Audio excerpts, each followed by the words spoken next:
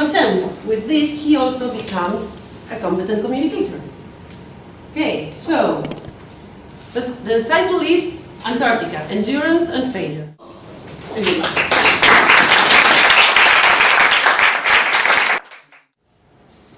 Antarctica, the white continent. A continent that calls for many people to conquer, to invest time and even their own lives to discover it and to evaluate. One of those people that I will talk today about is Sir Ernest Shackleton.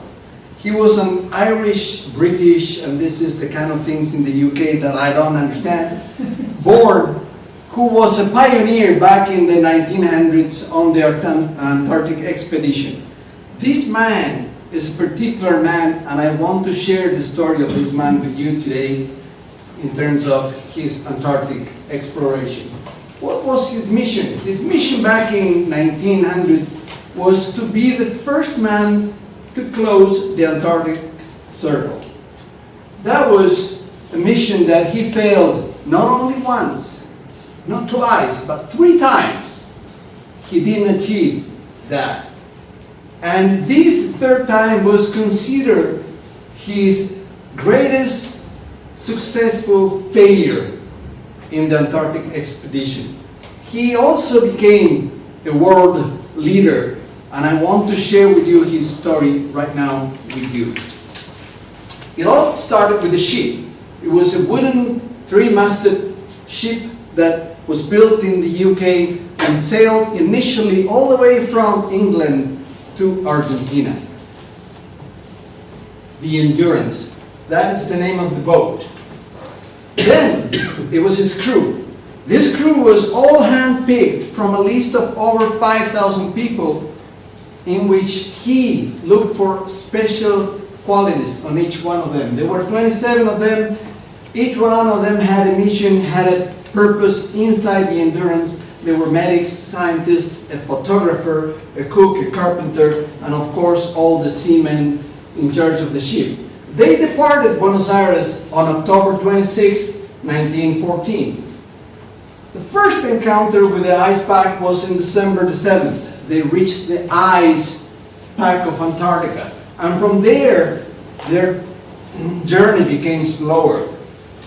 On January the 18th, they reached a crack in which they got stuck and the whole ship froze. This situation was the farthest place they reached in the expedition, just 97 miles from the pole, and that is where Endurance got stuck. They lived on that ship for 9 months. They shared a lot of stories. They shared a lot of different living conditions inside the ship until October 27, in which Sir Shackleton said, abandon ship.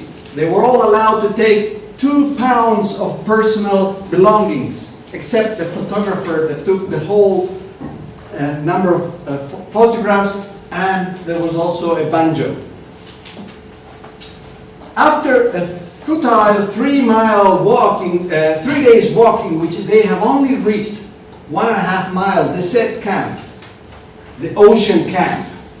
And it was then, in December the 29th, where Endurance sank to the bottom of the Antarctic Sea.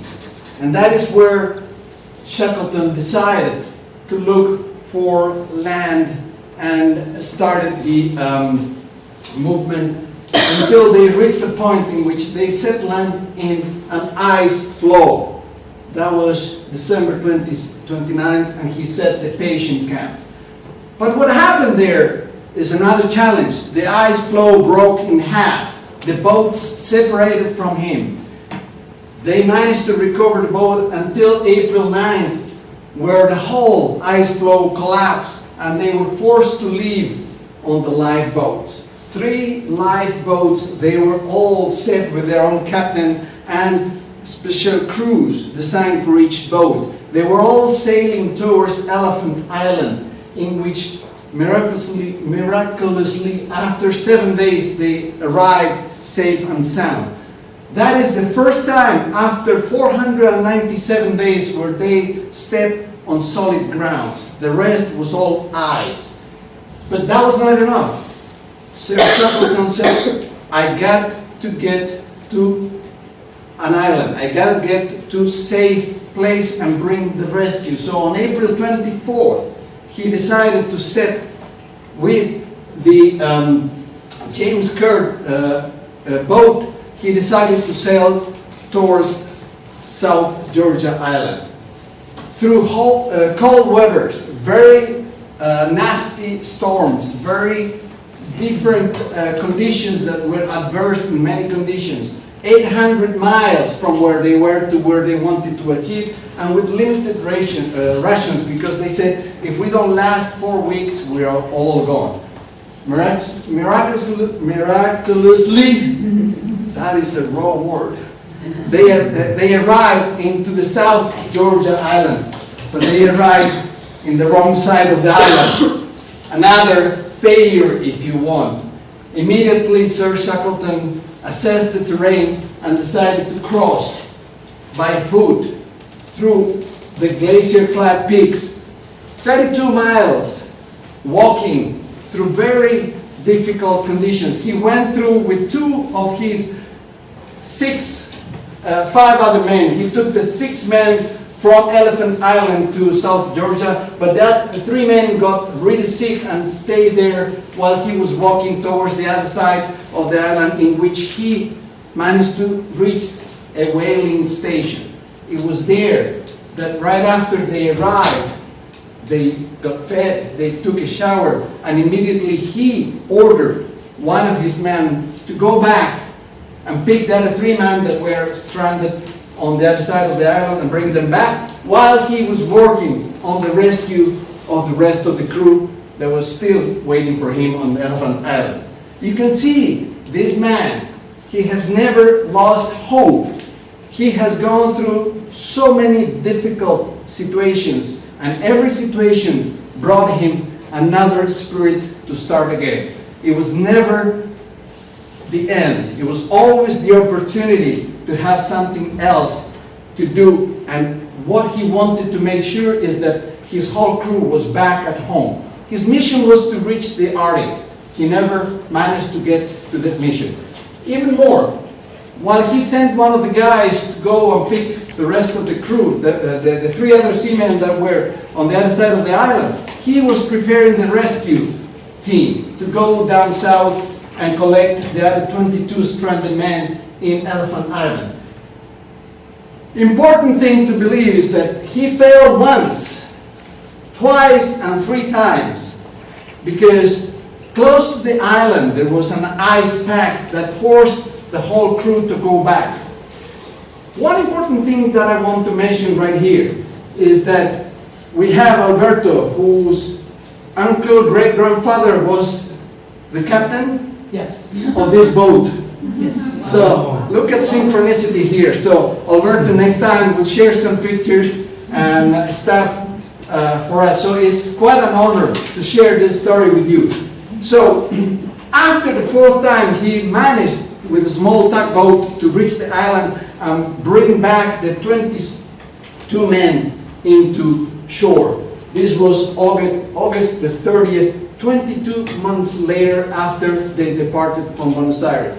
And on September the 3rd, they were all safe and sound, all 28 members back in Chile, in Punta Arenas, and that is what was considered the most successful failure of his career.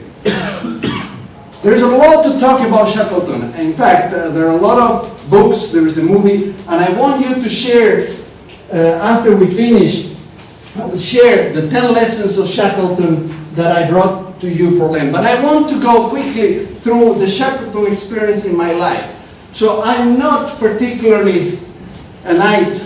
I'm just an engineer born in Jujuy. I had many failures. I was fired twice from the same job, and I also went broke a couple of times. I saved my marriage probably 3-4 times, and my mission was to become a successful coach.